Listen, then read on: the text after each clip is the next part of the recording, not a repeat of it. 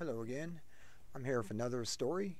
This one's called How Republicans Created the Executive Branch of Hegemony by Paul Craig Roberts, guest writer on the online journal, March 5th, 2008. And this is how it goes. Having made the mistake of confirming Michael Mukasey as the U.S. Attorney General, the Democrats again find their efforts to hold the Republican government officials accountable for illegal and unethical behavior stonewalled by the Department of Justice and blocked by the Brownshirt tactics for which the Bush regime is now infamous.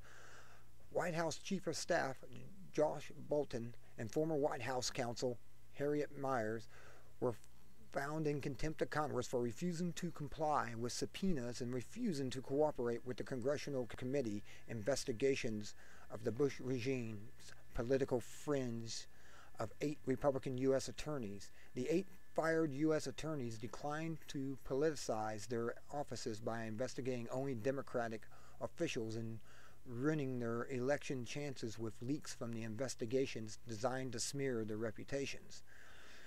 Mukasey gave House Speaker Nancy Pelosi and the majority Democrats in Congress the finger, flipped them off, and refused to refer the House of Representatives charges against the 2 Bush regime operatives to a federal grand jury for investigation.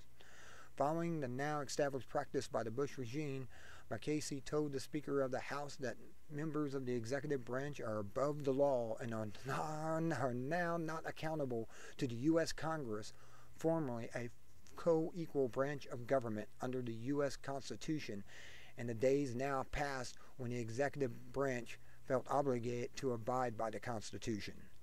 Above the law. What do you call that? Fascism? Despotism? Anyways, Mukasey boldly asserted in his letter to Congress that Miers and Bolten are immune from congressional subpoenas and thereby their noncompliance did not constitute a crime. According to Mukasey, the contempt of Congress statute was not intended to apply and could not constitutionally be applied to an executive branch official who asserts the president's claim of executive privilege. That comes from Mukasey refuses to prosecute Bush aides by Dan Egan, Washington Post, March 1st, 2008. The way matters stand in America today, the executive branch can falsely prosecute, frame up, and imprison members of Congress and governors of state at will, but itself cannot be held accountable to the law.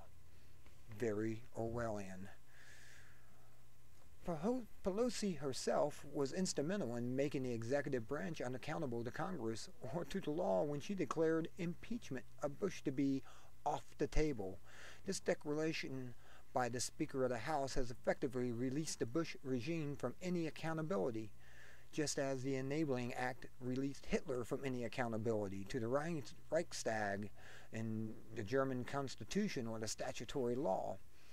Moreover, the case for impeaching Bush and Cheney, indeed the entire administration, is by far the most powerful and necessary case for impeachment that has ever existed. By declaring Bush unimpeachable, Pelosi has given away Congress' only remaining power to prevent tyrannical rule by the executive branch. If Bush is above impeachment, every future president will be as well. Very scary in America, the USSA now.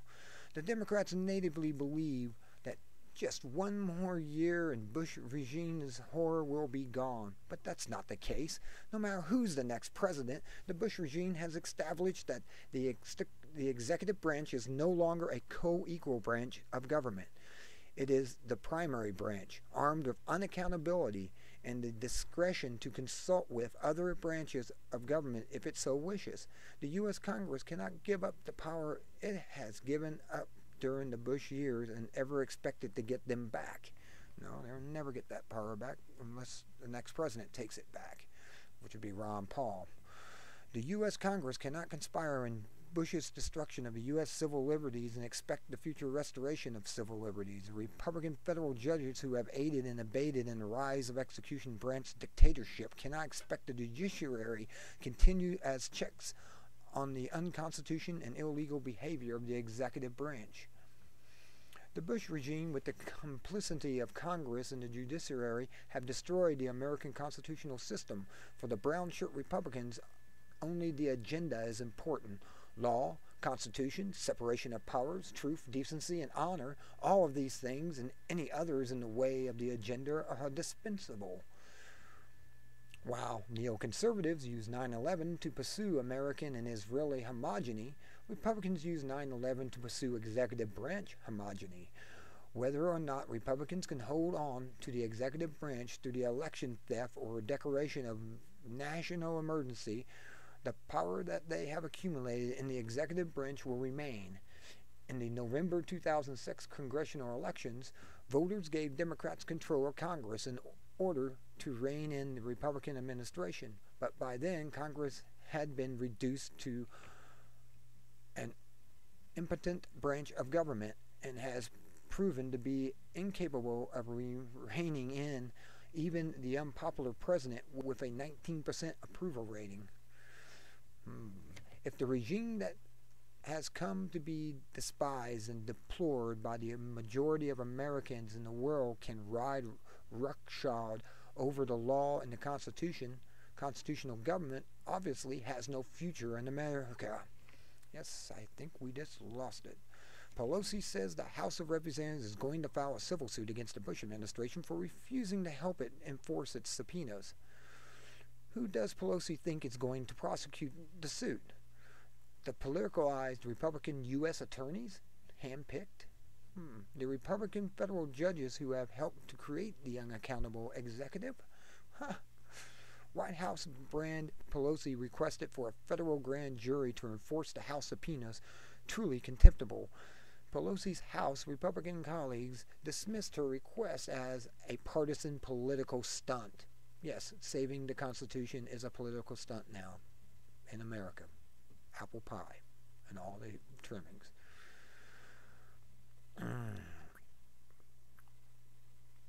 This is terrible.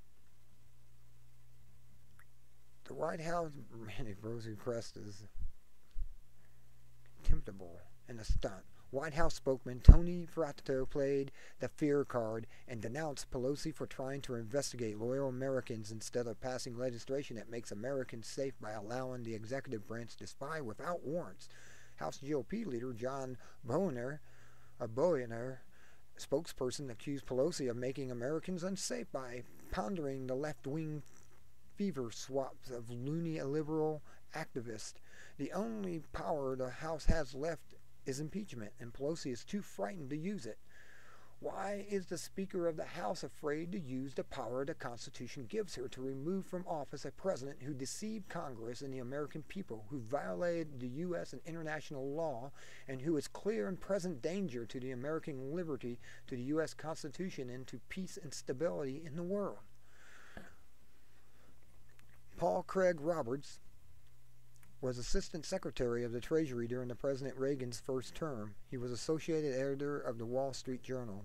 He has held numerous academic appointments, including the William E. Simon Chair Center for Strategic and International Studies, Georgetown University, and Senior Research Fellow, Hoover Institution, Stanford University. He was awarded the Legion of Honor by French President Mitterrand. He is the author of Supply Side Revolution, an inside account of policymaking in Washington. Also wrote Alienation in the Soviet Economy and Meltdown Inside the Soviet Economy, and is a co-author with Lawrence M. Stratton of The Tyranny of Good Intentions, How the Prosecutors and Bureaucrats Are Trampling the Constitution in the Name of Justice. And that's the end of this article. The only thing I can say about this article is it's true, to my knowledge, by all my studies, and I believe he is going to get us all enslaved. I mean, you people were voting in McCain and Obama and Clinton, and you haven't even done the research on them to see that they're all working for trilateralists and CFR members, and they're dangerous to the Constitution and our freedoms. We're not going to have freedoms. We're going to have FEMA camps. So wake up or Waco. For now, be good or be good at at it, and I'll talk to you all later.